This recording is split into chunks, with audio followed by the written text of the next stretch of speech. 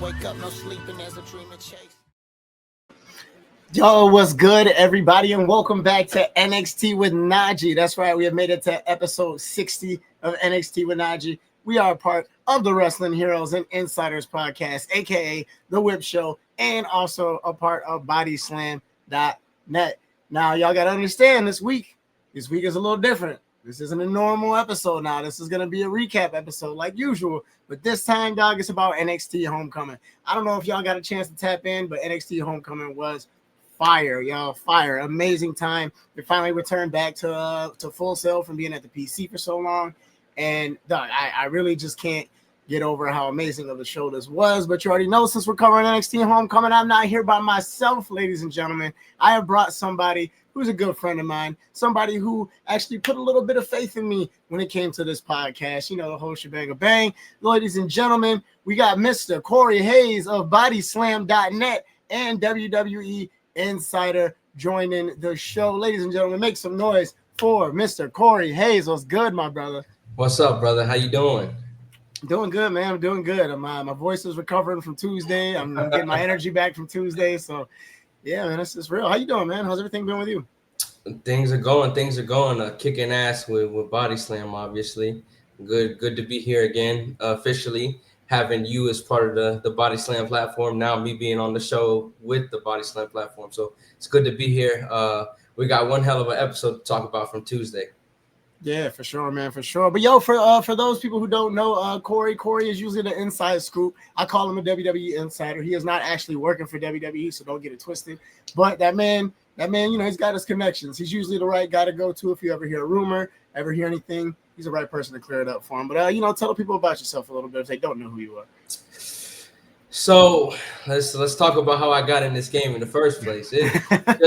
Just from being a fan of the business itself was it caught somebody's eye. It started with one person. Person started giving me rundowns to weekly television.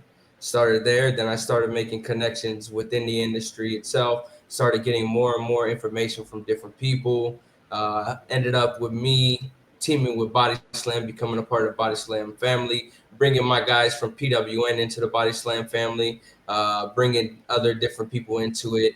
And now it's like I'm getting news every day when it comes to WWE. So it's a blessing. I'm happy to be where I'm at right now, but it's only the beginning when it comes to getting this new stuff done. Heck yeah, man. Well, hey, man, I'm rooting for you, and I appreciate you very much. Thank you for not, falling too deep into the BS of the IWC. But I'm gonna ask you some questions about that a little later on in the show. But all right, y'all, we made it. We made it to NXT Homecoming. Wow, this thing kicked off. Normally, I don't talk about the segments. I probably won't take too much time on them or the promos or anything. But we got to talk about that opening segment with Triple H coming out to kick off the show. Shawn Michaels coming out. Them having a little head-to-head moment. You know, we know dang well that neither of them can get back in that ring right now. But it was a good nostalgia moment. And then just when we thought that the nostalgia levels weren't at the peak, then William Regal comes out. So that's amazing, man. That's amazing. But speaking before, I'm gonna click back on this thing real quick so I can talk about just a few more people. So not only we had William Regal show up during the show, we also had an appearance by Bianca Belair, who showed up. Sami Zayn had a segment in the back. Bobby Roode. By the way, we did pop for Bobby. They just always mute the crowd for NXT. And I'm not quite sure why they do that. There were pops for everybody. So y'all need to stop all of that internet nonsense. And then last but not least, we have Finn Balor also make an appearance, which was really, really dope to see. I just had to make sure I take the time to, give the shout outs to those people who did come back for the Homecoming episode. But how'd you feel about seeing that Triple H, Shawn Michaels, William Regal moment, man? Did that give you chills or what? That was the beginning of NXT to what NXT is right now, and some of the foundation of where NXT started and to what I guess NXT 3.0 is right now. I guess you could say. I think it's 4. Technically. We're going. I guess so. If you want to get technical, yeah. Because after 2.0, then they went back to the gold, and then now if you want to get technical, yeah. When it comes to branding, yeah. But no, it was cool. I wish Dusty was still around because he could have been a part of that. Dusty Rhodes was a major part of building NXT into what it is behind the scenes. But ultimately, we know he has since passed away. a decade ago, which but his presence is still felt. His presence is still felt every single day in that performance center. I can tell you that. Mm-hmm. But the segment itself, on the Body Slam Patreon, I had put out that Triple H and Shawn Michaels were going to open the show. They were going to have a little segment together. It was nice to get former NXT General Manager William Regal in there, do his famous War Games. do his famous line there. You talked about it. We had that little tease of Triple H saying, "What if I wanted to come back?" He's obviously not talking about it in the ring. He's talking about, you would die. what if I want to come back to NXT? What would you do here? So we had that little tease, which led to the William Regal appearance. Then you had Charlotte Flair come out. Charlotte Flair comes out and puts over NXT, specifically the women's division, saying that NXT was built on the women, the 4 horsewomen, Asuka, so many different names, Paige, so many different women have come through there, and it's incredible to see. So then, but the opening segment was a good way to segue into the first match of the night that we had. Yeah, and it definitely drugged the crowd into it too, man. Because like we were on cloud 9 immediately, seeing all those superstars and the legends and whatnot, and then that leads us right into our first match, very first match. Let me see if I can get you on there with me. Boom, there you are. All right, very first match was the tag team championships. You got the Culling, which is Izzy Dame and Tatum Paxley. Obviously, Nico Vance and Sean Spears are also out there with him against our women's tag team champion. Oh, yeah, 10. We started the 10 chant there, too. We let him know that his presence was felt and loved. Against the women's tag team champions of Alexa Bliss and Charlotte Flair. It was great. The pop for Alexa, huge. Everybody was super excited. I think it just kind of caught us off guard a little bit because it came during the segment. But everybody was super excited for this whole entire thing. Izzy looks fantastic. She crimped her hair. That was pretty dope. Tatum, always amazing, always incredible. I'm really excited for the opportunity for Tatum in this match specifically, because I think Tatum's gone on record a couple times of saying that like Alexa is one of her biggest heroes. Like, and she loves her so much. So to see 2 young talent that are being very patient at NXT.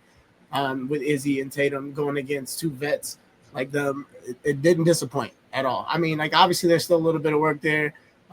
You can tell the difference between the main roster talent and the NXT talent just by the speed. I don't want to say the ability because it's there, but it was only appropriate that Tatum ate the pin here to Alexa Bliss in order for the tag team champs to retain their titles. Now, my question for you is, what do you think is going to be next for, say, Tatum and Izzy, especially Tatum, because I know a lot of people really want Tatum to get some gold around her waist. Before we get to that, I want to say this was a very solid match to start Homecoming. I would say it's mothers versus daughters of sorts, because they're kind of similar in ways. All 4 women, both on each side. You had Charlotte and Izzy, which was something that both of them have wanted to do for quite some time. You can tell Charlotte was happy to get in that ring with Izzy Dame. Obviously, Tatum Paxley, like you said, Alexa Bliss is one of the inspirations of her. So it was nice to see that. The sister Abigail ending the match, getting the 1, 2, 3, retaining the titles. Where I see the members of the Culling going right now when it comes to those 2, I think the sky's the limit for both of them. Izzy Dame continues to improve on a weekly basis when it comes to her in-ring ability. Tatum Paxley is what Tatum Paxley is. Very underrated talent in the ring. I think she needs to be elevated a little bit into a title scene of some sort. You have these different titles for the women on NXT. Now you have the Speed Women's Championship as well. She could be in the different title scene there, whether it's the Speed Women's Championship, the Women's North American Championship, obviously the Women's Championship. There's plenty of opportunities for them. But I think NXT, with all the talent that's coming up now and all these teams that are being formed, I think that NXT needs to bring back their own Women's Tag Team Championships, because you're putting these teams together now. You see Ren Sinclair is getting, it looks like Ren Sinclair is going into sort of a tag team with Kendall Gray. Yeah, you see there's a little thing there. You got quite a few teams that are forming down in the NXT system. And I think it's time for women's tag team championships to make their return to NXT. And if not, I think that they need to incorporate NXT with some other promotion or entity that they at least have them on a weekly basis shown there. That way there's more women showcased, because as Charlotte Flair did say, the women are the foundation of NXT. The women They are. are NXT. So I think that both of these women have an incredible future ahead of them. I think it is beyond time for Tatum Paxley, though, to have gold of some sort. Yeah, brother. I see in a crazy world, like this is my weird booking brain going here. As soon as you started mentioning her going after the title, I was like, dang, if Lola ends up winning this off of JC, I feel like a Tatum Paxley like kind of stalking Lola would be an unbelievably good storyline. Like say Lola just getting creeped out all Halloween season by Tatum would be dope, bro. Like I would be here for that. But yeah, once again, congratulations to Charlotte and Alexa and still our WWE Women's Tag Team Champions. I agree 100%. I think we need some tag team titles for the women back on NXT. Tonga Twins been saying that shit for about 2 years. It's all right. All right. So now we're going to move on to match number 2, which was my personal favorite match of the night. I was super excited for this reunion. We got DIY going against Trick Mello Gang. Man, if you would have told me 6 months ago that we'd be getting this match, I'd have told you that you were a liar. I'd have said, ain't no way that Trick and Mello are going to get back together. Ain't no way that DIY can be heels, but somehow come on a show and just pretend to still be baby faces. It's crazy. I don't know how that works out. But it was great energy from the second Trick came out. From the second Mello came out. DIY, I think, came out first. But, God, the nostalgia in the air for this one was incredible. Both teams looked great. Obviously, nobody's missed a step. The only issue I did have, like I said, was DIY doing the babyface stuff when they're supposed to be heels and have been for a year almost. Yeah. How you feeling about that? The whole concept of Homecoming was for them to portray what they were when it came to NXT, though, which is why you also saw, you mentioned earlier, one person who made an appearance on this episode of Homecoming. He came out, the Prince. Yeah, the Prince he did his own theme too. Yeah, you had everybody coming back as their NXT personas. And this match did not disappoint. You had a lot of crazy spots in there, a lot of teases. You had the spot Trick Williams teased. He's gonna stab him in the back. Gonna stab him in the back. We all thought. And he jumps over, takes out Ciampa. You get the finishing sequence of this match. You have a surprise appearance, which I had mentioned earlier in the day before the show that this person was in attendance. Trick Mello Gang gets the win due to Miz appearing and helping out Mello. The overall match was very good. I enjoyed it for what it was. The nostalgia, the spots, the theme songs, everything that came with it. Mello had his Tron back with the jerseys. You had everything. You had everything from the eras, and it was phenomenal to see what they did. At the end of it, though, where do we go now with Mello don't Miz at this point? Where do we go? Because so like with the thing with that, they teased it the whole entire match, and I think they did it perfectly to where, like I said, up until that moment, like you said, up until that moment of Trick kind of pretending like he was gonna hit him with the trick shot, but then going right over him. I think it was awesome the way that they ended it. The Miz ends up coming out and helping out his boy, Miz, Mello don't Miz. So they make that a whole entire thing. The camera angle that they show afterwards of Trick just looking so crazy at the Miz and Mello, like, what the hell? Thank you, I guess. But like, what? It was hilarious. It was a good thing to see. I have a feeling that once Trick ends up on the main roster, that's not the last time we're gonna see Trick Mello Gang in action. 100%. I don't think so. Now I'm gonna segue into the Grayson Waller effect incident that happened later on in the show. I'm not gonna go throughout the whole entire thing. Long story short, Grayson Waller had Oba and Ricky Saints on the show talking about the title, talking about the match. Just kind of the normal build up to the big match. And then Trick comes out. Now, Trick coming out shocked the hell out of me, and it shocked a lot of us. And he immediately challenged Oba for that belt because history shows that there's never been the one-on-one match. Trick has never actually lost his title to Oba. Has not. I don't think Trick's actually ever been pinned to lose any of his championships that he's had. So this should be very interesting because not only is it for the NXT championship, it's also for the TNA championship. And it's for all the gold. So whoever's going against Ricky at No Mercy is going to have both belts. And I think that makes things very, very interesting. And what also makes it interesting, which is going to lead to my question for you. So we think. Every single TNA person involved at all had something to say about that segment and the fact that Trick and Oba are just offering that title up.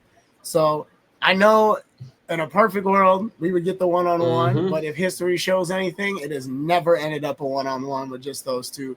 I know you still got Mike Santana lingering in the background, who's obviously the number one contender for the TNA title.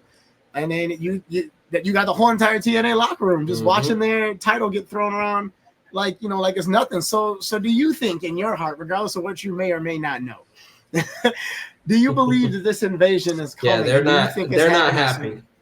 They're not happy, and it's not a think, it's a no. Yeah, we're getting an invasion from TNA. We're getting an invasion from TNA starting this week on NXT. We're getting an invasion, and it's going to be brand against brand. TNA is sick of the disrespect of WWE superstars coming in. Ladies and gentlemen, you heard it first. The invasion is coming. Sick of WWE superstars coming in and thinking they can run their stuff. Man, oh man. Obviously, I'm excited for it. A TNA championship is being defended, WWE versus WWE, with the TNA championship involved. TNA superstars are not happy about that, especially Mike Santana, which you mentioned. He's the number one contender for the TNA World Championship at Bound for Glory next month. So it's like, where do we go from here?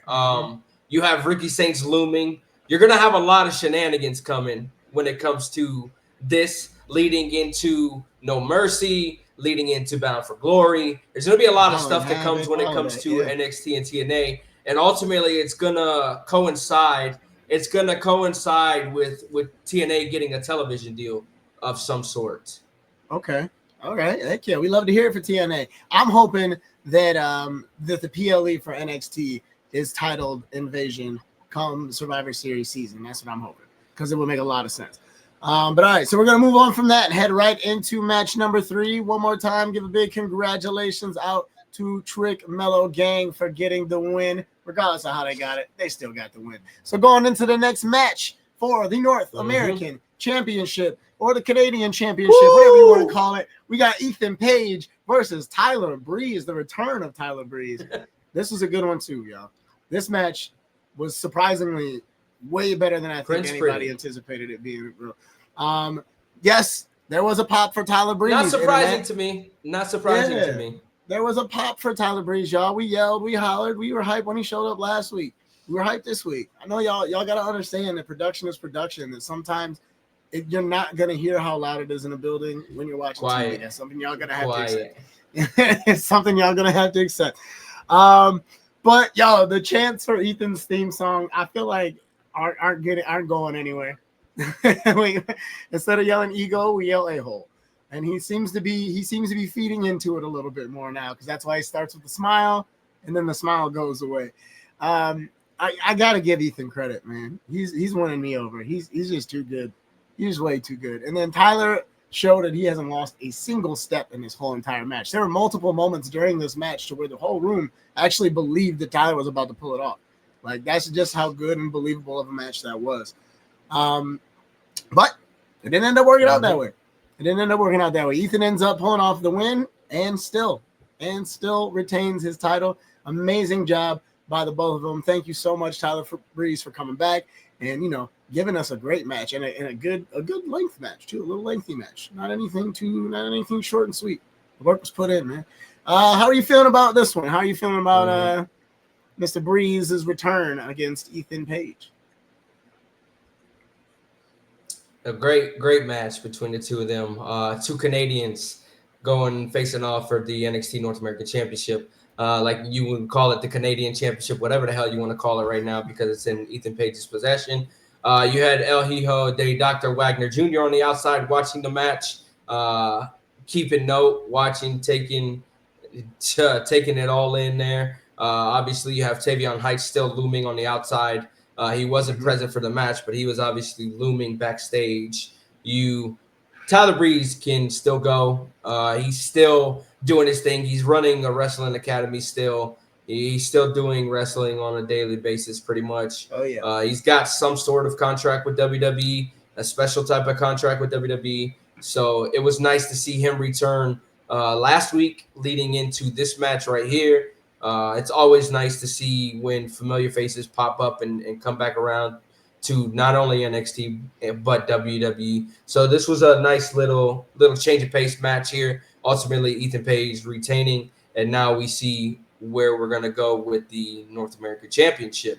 Because as I mentioned, you had El Hijo de Dr. Wagner Jr. Talking about he has his eyes on the North American Championship. Then you had a backstage segment with Tavion Heights and Damian Priest. Damian Priest gives him little words of encouragement and tells him, hey, you've got a North American Championship match at No Mercy. So now we have that match set for No Mercy. I'm really, really looking forward to that match. I think they're going to tear the house down in Fort Lauderdale.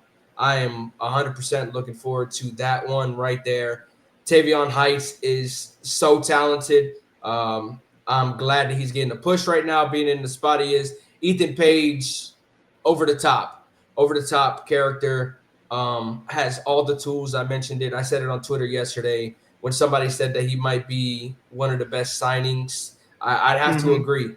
I'd have to agree. Ethan Page coming in from AEW, he might be one of the best signings that they have had come from company to company. And he's really working out in WWE, and I'm looking forward to not only that match, but what's to come after as well. Heck yeah, man. Heck yeah. Well, once again, congratulations to Ethan Page and still NXT North American Champion. I think, we'll give him a clap. We'll give him a clap for that one. Good job. There it is. So I think they pulled the trigger on Tavion at No Mercy. I think that's when it actually happens. But that's a conversation for another time. We'll save that one for the No Mercy I think so. prediction shows. But all right, so now we're going to move on to the main event for tonight, the final match for tonight, the one that everybody was talking about going into it, especially because there was a change made to this match. It is a 3 versus 3 tag team match. Tag team match. Now, the thing that changed here was supposed to be Tiffany Stratton in where Lyra is, but some things came up. They decided against having her in this match for very good reasons, and Lyra was replaced. Lyra was there in her replacement. Now, Fatal Influence came out, looked incredible, as they always do. Did the dang thing. I have to give credit officially to Jasmine and Fallon in this match. Big time. Jasmine still needs a little bit of work, but those two together are getting better and better and better as a tag team. Fallon's already got it. JC's already got it. Jasmine, like we said, work in progress, but her and Fallon, that tag work that they're putting in is fire. Fire, fire, fire. The crowd locked into this one. From the second Stephanie's music hit, Lyra's music hit, Rhea's music hit. I wish we could have got a little bit more of the moment before Fatal Influence attacked him at the beginning, but man, it was magical. Magical. Like the roof could have came off of that place. Booker T almost had an aneurysm. Crazy business. But I want to say probably the biggest spot, the one that everybody's talking about, because you know how the internet is, the double devil's kiss from Rhea and Stephanie, where they both did the point right. Amazing. Amazing. It was so good. It was just a great way to end the night. Great way to keep the energy up high. And thanks to Lola Vice hopping in and giving a good old distraction.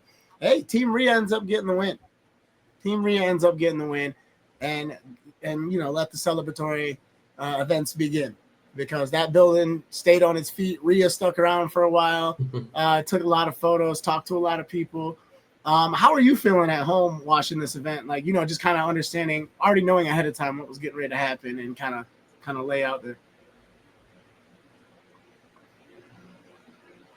Ooh, I might have lost you. Yeah, the six woman tag. Tuh. Fatal Influence continues to impress when it comes to six woman tag matches. Love it, love it. Yes, yes. Their chemistry, despite the tension in the group, the chemistry is there. Jasmine Nix, as you noted, continues to improve. She continues to improve in the ring weekly. Fallon Henley's talent has always been there. And obviously, you have JC Jane, the NXT Women's Champion, at the top of that group. And you have three incredible women opposite of them. Stephanie Vaquer, who's going to be for the vacant WWE Women's World Champion this weekend at WrestlePalooza. Yeah, got Rhea Ripley, who is a megastar. And you have the Bird Lady, Lyra Valkyria, who stepped in for Tiffany Stratton, which unfortunate circumstances there regarding that. But the match was outstanding.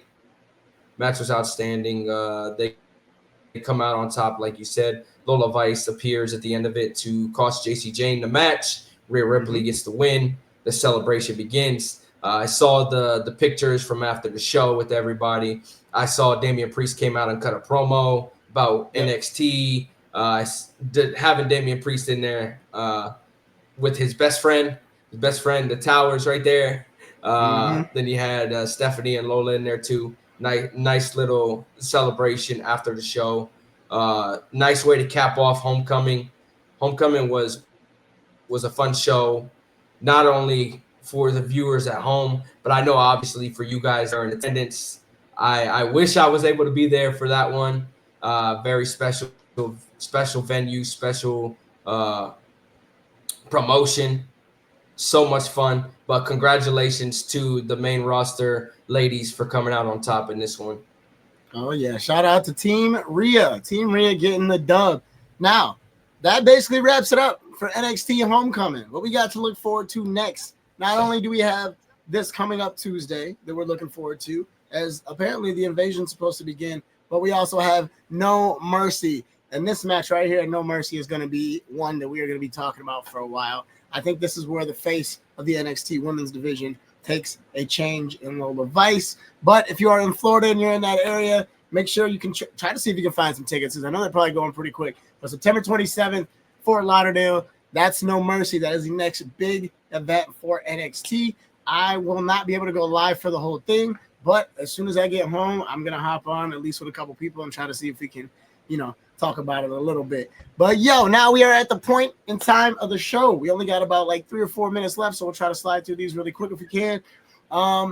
It's the part where I get to ask my guests 3 questions. Now, you guys been watching the show, listening to the show, following the show. You see the first question that I have is obviously it's just an easy one. What's your favorite WrestleMania moment? Personally, like what's the one for you that did it for you, regardless of whether you were there, you were watching it? My favorite has to be Cody Rhodes. Cody Rhodes winning the Undisputed Championship. Finishing the coming story. in, it was special to me. Yeah, I think the build up to that for 2 years and him ultimately finishing the story was special. Me being in attendance for 3 different Manias for myself is special in itself. But that moment, being able to watch it on Peacock, him winning the title finally, overcoming everything and finishing the story, that has to be my favorite WrestleMania moment.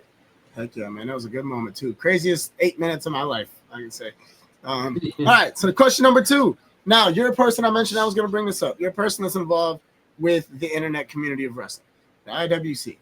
Now, what are your thoughts on it recently? Because it's been getting a little out of hand. Do you have any messages that you personally would like to send out there to the internet just to be like, hey, what are your thoughts on the audacity of the IWC? It's 100%. It's definitely a toxic environment. I can say that firsthand. The IWC is very, very toxic between the tribalism, between people not liking other wrestlers and trying to trash them, between people going after people personally, which I've had happen a few times.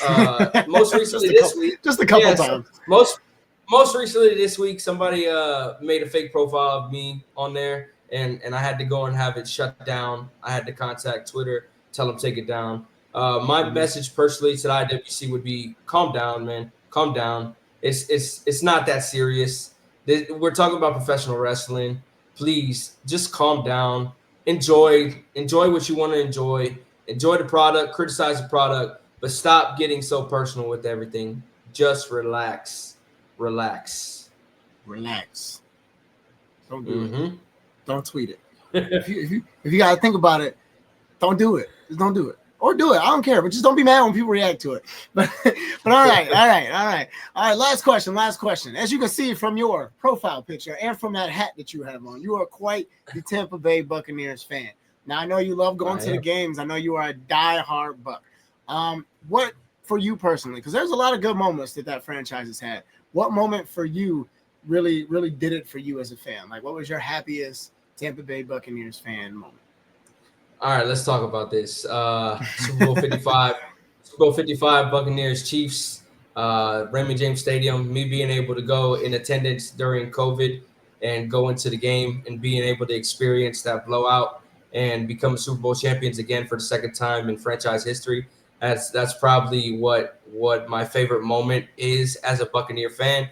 There's been plenty of fun moments over the years, but there's also been plenty of very, very sad moments. We've been in the dumps for about 80% of the franchise's life.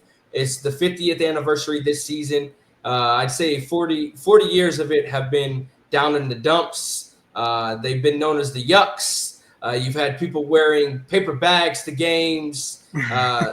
Attendance was horrible. Blackouts in the local area. But yeah, I'd have to say Super Bowl 55, defeating the Chiefs and me being able to experience it in person in my own city, in my stadium, is probably the cherry on top for me as a Buccaneer fan.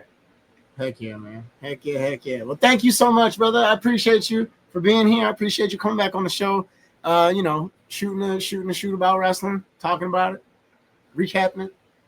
I appreciate you putting me in this position, bro, because you're one of the first people that hit me up and was just like, hey, bro, like I'm creating something here special at Body Slam, and I'd love for you to be there. So big shout out to you. And thank you for believing in me, brother. But hey, before we get up out of here, tell people where they can follow you at, how they can find you, how they can support you. You know the deal.